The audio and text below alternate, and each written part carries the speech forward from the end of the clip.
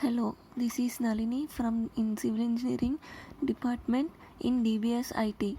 Today I am discussing about this pavement design, which is a part of transportation engineering. Now coming to the introduction, pavement design is a structure consisting of superimposed layers of proposed material. A pavement structure should be able to provide a surface of acceptable riding quality, adequate skid resistance, favorable light reflecting characteristics, and low noise pollution. The natural subgrade, whose primary function is distributing the applied physical load to the subgrade. Now coming to the requirements of pavement. Pavement should be have sufficient thickness, and the wheel load stresses are safe value on the subgrade soil. Structural and it should be structurally strong to withstand all the types of stresses. And it should have adequate coefficient of friction to prevent the skidding of vehicles. It should be a smooth surface to provide comfort to road users at uneven areas, and it should have less noise for moving vehicles, and should be dust proof, and should it be a impervious surface so that the subgrade soil is less affected, and the lifespan should be high with low maintenance cost. And now coming to the topic, types of pavement. We have two types of pavement: flexible pavement and rigid pavement.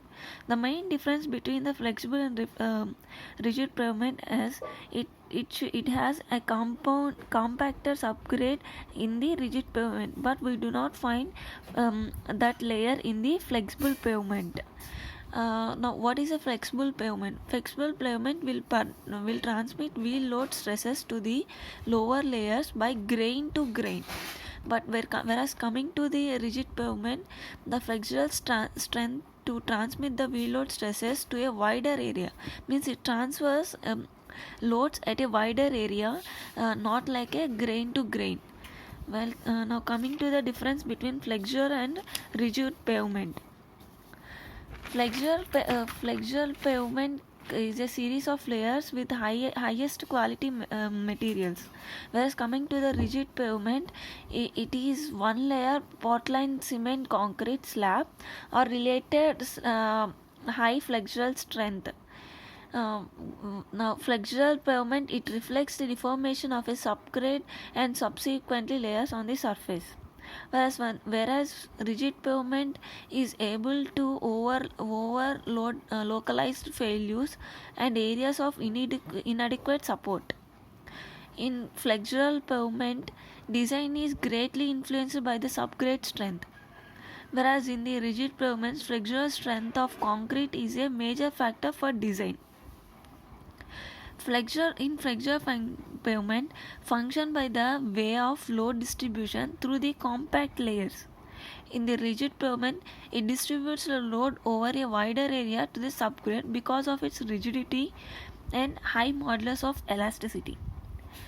In flexure pavement, temperature varies due to the change in atmospheric conditions, and they do not produce stresses in the flexural pavement. Whereas in the rigid pavement, temperature changes induce heavy stresses. In the rigid pavement, have high self-healing properties, and due to the heavier wheel loads, they are irrecoverable due to some effect. So the load deformations will be recoverable. But whereas coming to the rigid pavement, an excessive deformation occurs due to the high wheel loads, and they do not recoverable, and the settlements are permanent. And coming to the pavement components, there are three types of components: subgrade, subbase, and wearing course.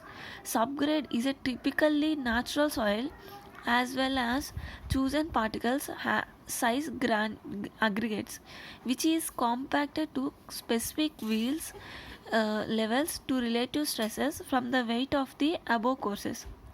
When the moisture infuses is high, Such soils are weak and irreducible. Subbase is a layer of aggregate materials laid on the subgrade on which the base course is located. Whereas in the wearing course is a upper layer of a road surface which is worn down by traffic. Means it is the first layer of the road. Functions of pavement components. Pavement components subgrade. The main function of subgrade is the load is transferred effectively by the subgrade to the earth mass. The function of subbase is to check the pumping action. What is the way it pumps to the means the load transferring capacity is checked by the subbase. And the protecting the subsurface against the frost action, and it protects the subsurface.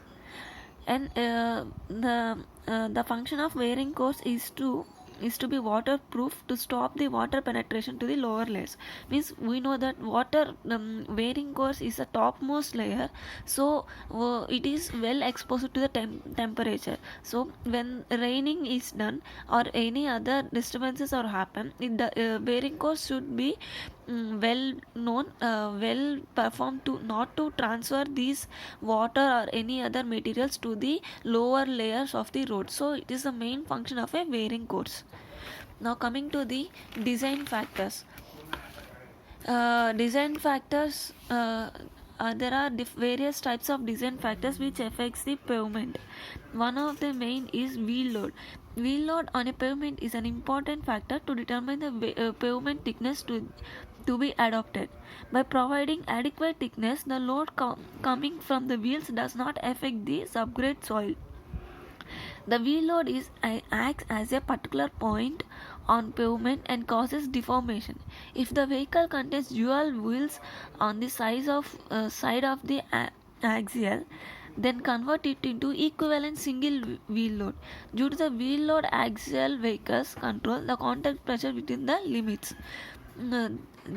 Means vehicle load, if you have two wheels, these two wheels are converted into a single wheel load and it transfers the load on the pavement.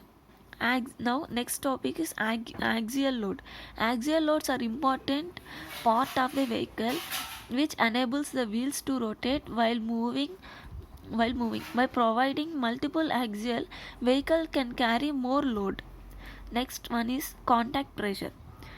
When the vehicle is moving on a pavement, a pressure developed between the tire and the pavement.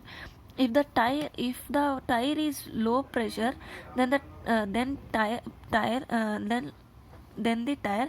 contact pressure will be greater than the tire pressure. If the tire pressure more than the contact pressure will be less. Means if the contact pressure is high, then the tire pressure will be less. Samely vice versa, if the tire pressure is less, contact pressure will be more. In general, the general shape of a contact pressure will be in a shape of a oval, but whereas for the calculation, to make our calculation easy, we consider it as a circular form, so that our calculation will become easier. Now the next one is vehicle speed. If the vehicle is moving at a creep, then also the damage occurs to the pavement. If the vehicle speed is gradually increased, then it will cause a smaller strains in the pavement. Next one is repetition of loads. Construct pavement is used by several vehicles in its design life. The wheel loads are repeatedly all the times. Due to this, some deformations occurs on the pavement. The total deformations is the sum of the wheel loads acting on it. Next one is subgrade type. To contact pavement grade soil need to be tested. Various tests like CBR, triaxial, etc. will help to determine the quality of a subgrade. Now next one is temperature effect.